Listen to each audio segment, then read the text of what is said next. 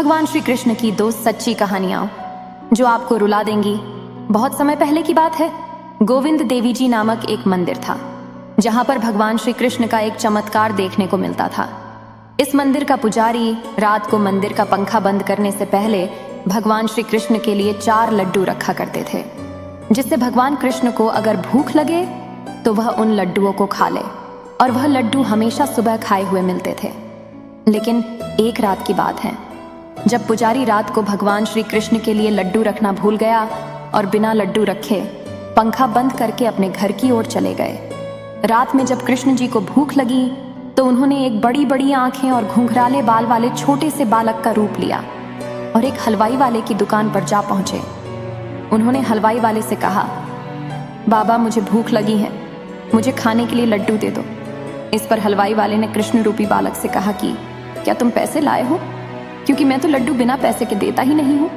ऐसे में कृष्ण रूपी बालक ने कहा कि बाबा मेरे पास पैसे तो नहीं है, लेकिन यह सोने का कड़ा है जो मैं आपको दे सकता हूँ। हलवाई वाले के मन में लालच का भाव पैदा होने लगा।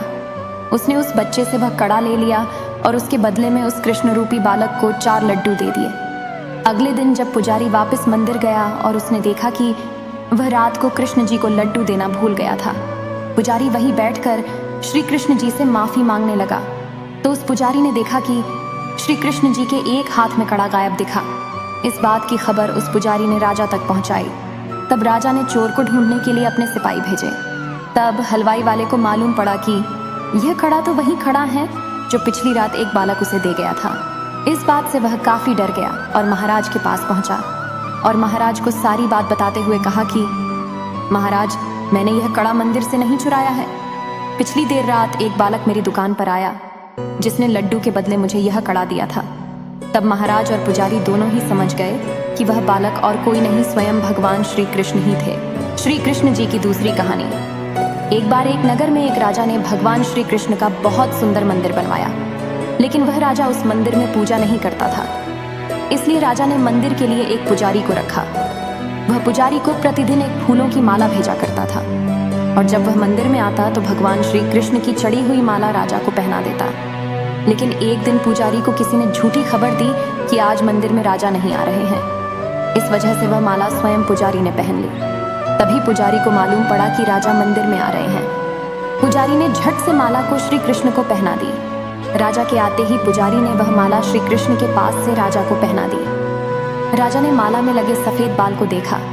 राजा को मालूम पड़ गया कि यह माला पुजारी ने पहनी थी।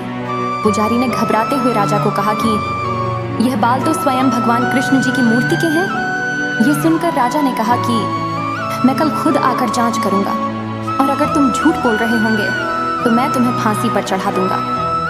राजा के जाने के बाद पुजारी रोता हुआ श्री कृष्ण जी के शरण में पहुंचा और रोते हुए कहने लगा कि मैंने पाप किया है, कृपया मुझे क्षमा करे और मेरे जान की रक्षा करे प्रभु।